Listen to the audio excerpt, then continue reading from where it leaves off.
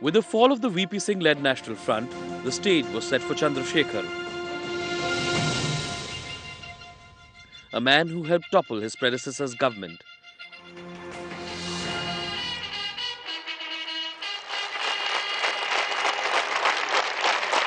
With the Congress led by Rajiv Gandhi pledging support on the 10th of November 1990, he presided over the smallest minority government that India would ever have. His party, known as the Samajwadi Janata Party, had an odd 60 seats in the Lok Sabha. I think it was an unsustainable experiment when one party has such few MPs and you are almost entirely on the mercy, as he was, on a much larger party as the Congress was. The Congress, of course, has not once but several times pulled the rug from coalition governments which it has agreed to support. Other parties have also done that. But I believe Chandrasekhar's government was in the true sense a stopgap, transient and essentially unsustainable government. This is no commentary on Chandrasekhar's credentials to be PM or on his own talents, but the entire arrangement was unworkable, particularly at a time when the experience of running coalitions was very limited. He narrated A Crown of Thorns. India was reeling under an economic crisis, with the most serious balance of payment crisis that the country had ever known. Mr. Chandrasekhar was hardly there for 4 or 5 months. The economic crisis was not his doing. The economic crisis was left behind by Mr. Rajiv Gandhi. He left the treasury absolutely bankrupt. The successive governments tried to do some patch-up job, but the hole was so big that it was impossible to borrow money, and that is why, if you remember, gold had to be sent to England as a mortgage to get loans. Chandrasekhar endorsed the decision to mortgage gold to the International Monetary Fund as deposit for a forex loan. The country was undergoing a major crisis or crises of several sorts, apart from the economic crisis. And frankly, I didn't think that Chandrasekhar was the caliber of a good Prime Minister. I think he was a good faction leader. He was, he took great pride in being a member of the socialist faction of the Congress Party at one time. And he was a good rebel rouser. Propped up by the Congress and deserted by it in the hour of need. No, I am not going to say anything about my talk with the President. The ill-fated Chandrasekhar-led government lasted barely 4 months at the centre. He resigned on the 6th of March 1991. The Congress withdrew support on the pretext of 2 Haryana policemen spying on the Gandhi's residence. He was easily the worst Prime Minister India had. And his government would call the cash and carry government. In those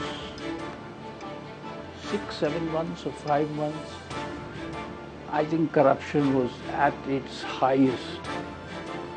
And that's why they said cash and carry, that if you just made as much money as you can. Political turmoil in India after Chandrasekhar's resignation turned into trauma. Rajiv Gandhi was assassinated on the 21st of May 1991 while he was on an election campaign in Sri Perumbudur. And while the grief was on display in public,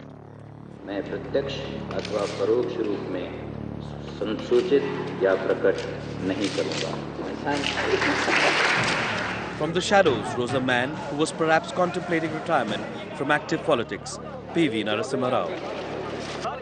At that time of, early 91, there were 3-4 names were floated. I distinctly remember it was Dr. Shankar Daya Sharma was to be the face of Congress. But Madam Sonia did not have that full confidence. But at the same time, there was no question of 10 Janpath at that time. That is why Narasimha Rao overrode everyone. and with his Chanakya's chalaki, he got into that position. While he was appointed by the first family, Narasimha Rao made it clear that he would be his own man.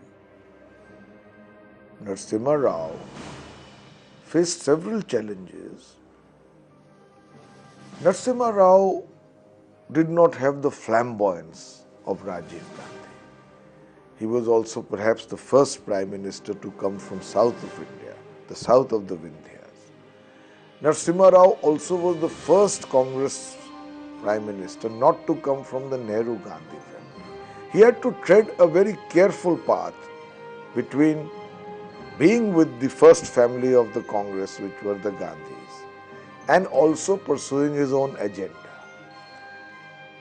So it was not an easy task for him, but I would say that he was a man of exceptional